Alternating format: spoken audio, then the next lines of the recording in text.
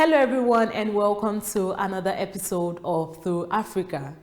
Today we bring you the most important topics from the continent. I am your host, Mercy Bamigbola. Across Africa, the rising global oil prices are beginning to create serious economic concerns. The increase in fuel prices is linked to the ongoing tensions and conflicts in the Middle East, which have disrupted energy supplies and pushed oil prices above $100 per barrel. This sudden rise is now affecting many African countries that rely heavily on imported fuel. Energy regulators in Africa say there is already growing concern among policymakers. Some analysts estimate that the current oil shock could reduce Africa's economic growth by as much as 3 percentage points if fuel shortages and high prices persist. This is a serious issue because the African Development Bank had previously predicted that the continent's economy could grow by around 4.3% in 2026. A prolonged energy crisis could weaken that outlook and slow down development across several sectors. One of the biggest challenges is that many African countries depend heavily on imported refined fuel. When global oil prices increase, transportation, electricity generation, and industrial production become more expensive. In many African countries, goods are transported mainly by road, which means fuel costs quickly affects the prices of food and everyday products. As a result, households may experience higher living costs and reduced purchasing power. The impact of rising oil prices is not the same for every country. Oil-producing countries such as Nigeria and Angola may benefit from higher revenues because they export crude oil. However, even these countries can still face economic challenges. Some of them still import refined fuel and remain vulnerable to inflation and currency pressure. For many other African countries that import most of their fuel, the situation could be much more difficult. Central banks across Africa are also watching the situation closely. In recent months, some countries had begun lowering interest rates as inflation was improving, but now the surge in oil prices may force policymakers to stop these plans. Rising fuel costs can increase inflation again, putting pressure on currencies and government budgets. This means economic recovery could slow down in several countries. Governments are already considering different responses. Some countries are increasing fuel subsidies to protect consumers from sudden price increases, while others are trying to secure larger fuel reserves in case the crisis continues. However, this solution may only provide temporary relief if global oil prices remain high for a long period. Another concern is the broader impact on key sectors such as agriculture, mining, and transportation. Higher fuel costs make farming equipment, fertilizers, and logistics more expensive. This can reduce productivity and increase food prices. For many African countries and economies that are still recovering from global economic shocks, the current energy crisis could create additional challenges. Many have said that the situation highlights Africa's vulnerability to global energy shocks. Many countries on the continent still lack sufficient refining capacity and energy infrastructure, and this makes them highly dependent on international oil markets and geopolitical events far beyond their borders. And when global supply disruptions happen, African economies often feel the impact very quickly.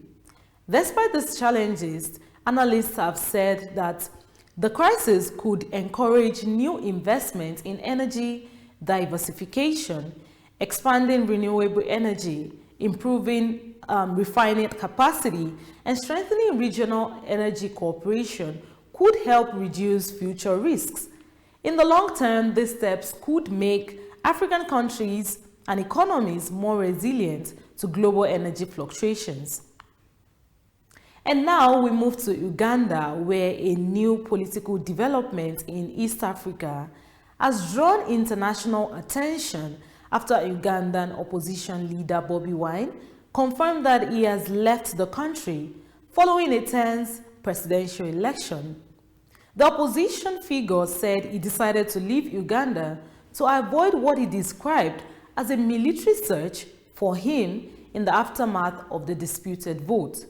His departure has raised new concerns about political tensions and the future of democratic space in the country. Wine had gone into hiding shortly after the presidential election held on January 15th. According to official reports, longtime leader Yoweri Museveni won the election with more than 70% of the vote. However, Bobi Wine and his supporters rejected the results, claiming that the election was not free or fair. In the weeks following the election, the location of the opposition leader remained unknown. Concerns for his safety increased after Uganda's army chief posted several messages on social media suggesting that Wine was wanted for unspecified crimes. While police later stated that they were not actively searching for him, the situation created uncertainty among supporters and political observers. In a video message shared online, Bobi Wine confirmed that he had successfully left Uganda. He did not reveal his current location, but said that he had traveled abroad for what he described as a critical engagement. In the message, he thanked Ugandans who helped protect and hide him while he was avoiding authorities. The opposition leader also reassured his supporters that his departure does not mean he is leaving politics. He stated clearly that he intends to return to Uganda in the future and continue his political struggle. Wine emphasized that many citizens supported him and helped ensure his safety during the period when he was in hiding. The events surrounding his departure highlights the broader political climate in Uganda. During the election campaign, Bobi Wine often appeared at rallies wearing a helmet and a protective vest. His campaign team said these measures were necessary because security forces were frequently present at political events and tensions were high. And despite the controversy, President Yoweri Museveni is expected to continue his leadership after winning the election.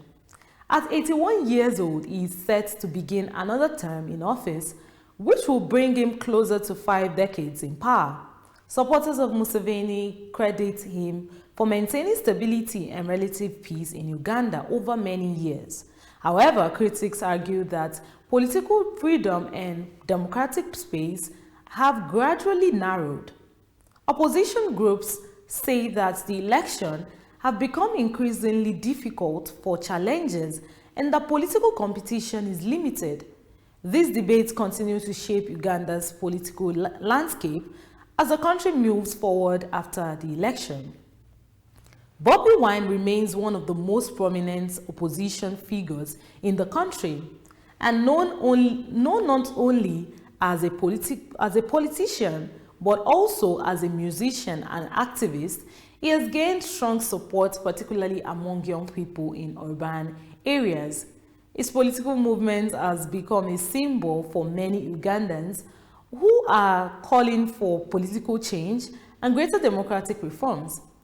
And as the situation develops, both regional and international observers will continue to watch closely. The future role of the opposition leader, the stability of Uganda's political environment, and the country's democratic trajectory remains key questions in the months ahead. And with that, we have come to the end of today's episode of Through Africa. For more information or inquiries on the show as you have watched today, you can contact us on all our social media handles as AFROTURK TV. I am your host, Mercy Bamgbola, and I'll see you in the next one. Till then, stay safe and goodbye.